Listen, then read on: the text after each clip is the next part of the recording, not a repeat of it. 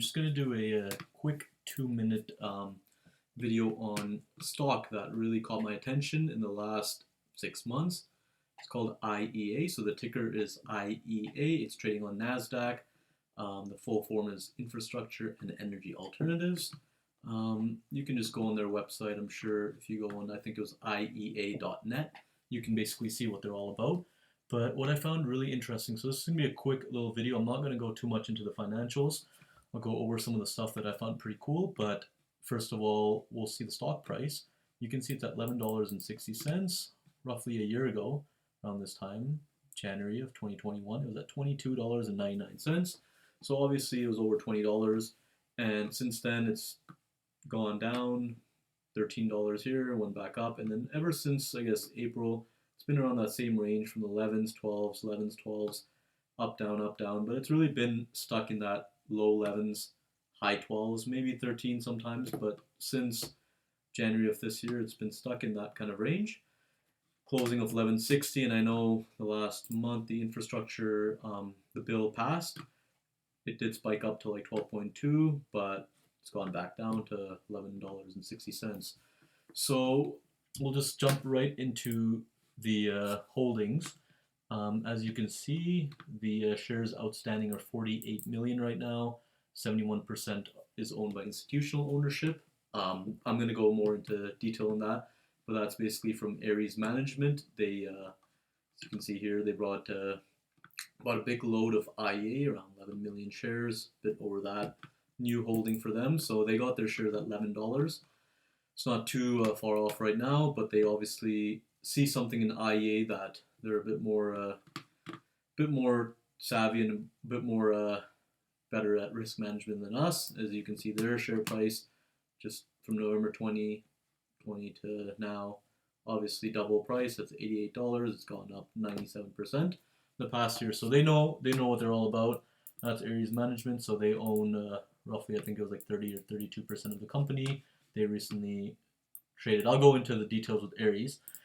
But this is basically November 15, 2019, when it first started. They had to raise money, and I think Ares was the one that basically came in, picked up Series shares, dividend-paying shares. So that's kind of the background between Ares and IEA.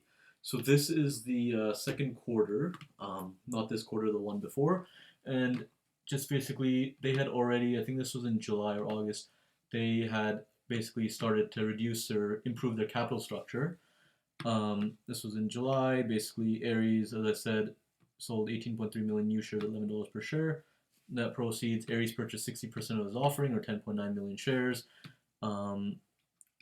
Honestly, they offered some notes. That's fine.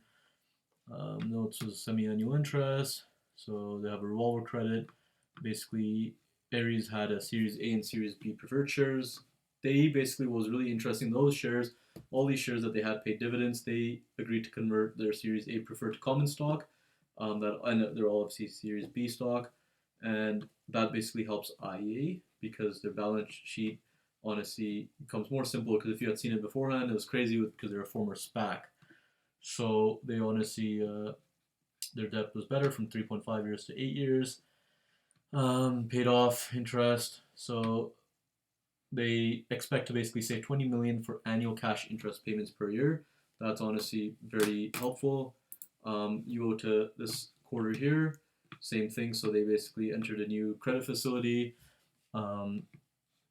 Just reading through it, backlog of $2.7 billion compared to $1.9 billion of September 30, 2020. Reporting record revenue for 2 successful quarters. Backlog has not decreased. They're getting new business.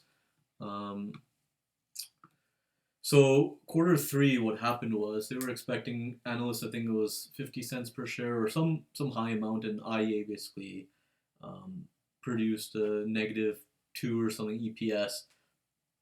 Share prices honestly went down. People were expecting a blowout, but what they don't understand, most of that loss was, I think, 100 million or 123 million charge that they had to pay to refinance their transactions. Basically, here's the breakdown here. They paid 47 million in this for Series B preferred stock, 5 million for transaction expenses. non-cash 53 million charged to write off the deferred fees. So basically, what they're doing is they're paying off whatever Aries owned, all those shares, all those dividend-paying shares. They basically bought that outright. I think it said, where does it say? I found this before. I found that pretty interesting. But their board is basically agreeing to a buyback of the warrants, $25 million worth of warrants. So they're buying back anti-dilutive warrants. And if you just go over the actual earnings itself, it was excellent. It's growing. The company's growing. I think it even said solar started off like at $30 million. If you read over it, the solar started with 30 million, 35 million, from 65 million to 100 million Q3 of this year, and that's solar. Wind has obviously picked up as well. The renewables revenue increased 58% year over year, and it's accounting for 74% of our total revenue. So that's honestly excellent news, because how the states is proceeding is that they're basically wanting to, all energy sources, they're pushing away from gas, pushing away from coal, and they want to go into wind, go into solar. So this is great news for infrastructure and energy. They're in the right segment with this push to green energy. But also what helps them the most, and as you can see in the name, they're also infrastructure.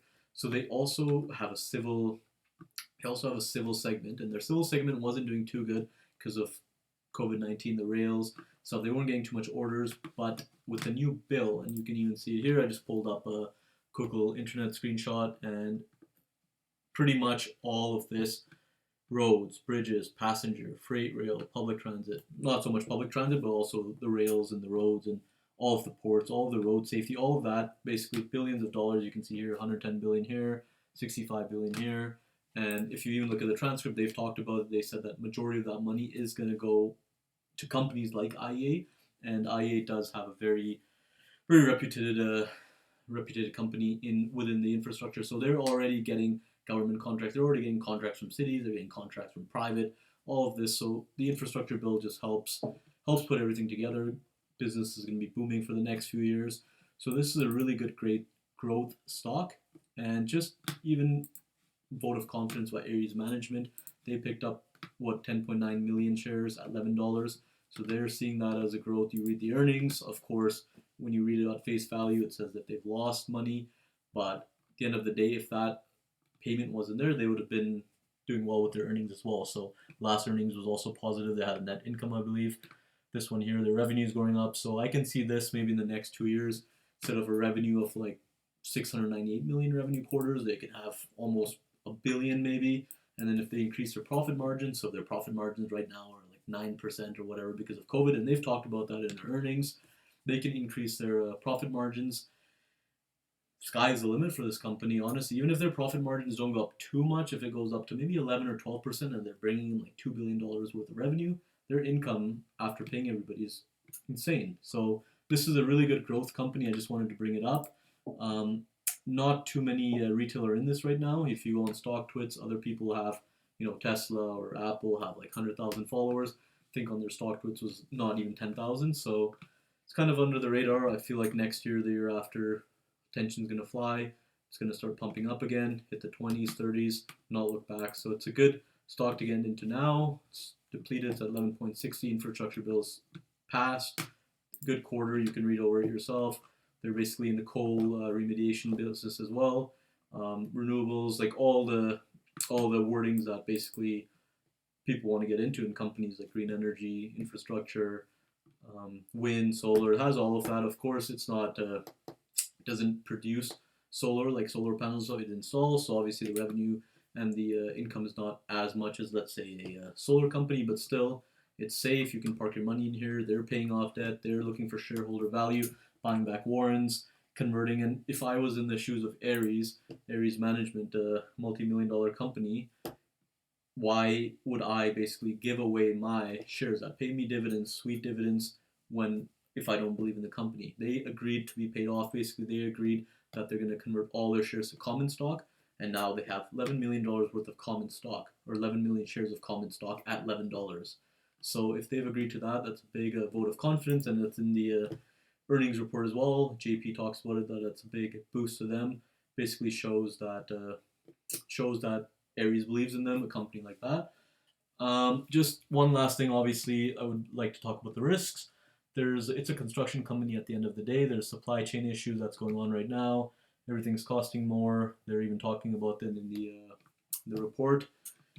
Also, it's hard to find equipment, labor. They're hiring 1,000 to 2,000 for jobs and stuff. So obviously, if that's not met, that's some of the risks. But at this day and age, I mean, COVID vaccines are coming out. It's slowly, people are learning how to adapt. Companies are learning how to adapt. So I don't see this too much of an issue. Might affect them in the next quarter, but after that, I think the runway is clear and it's just going to be taking off.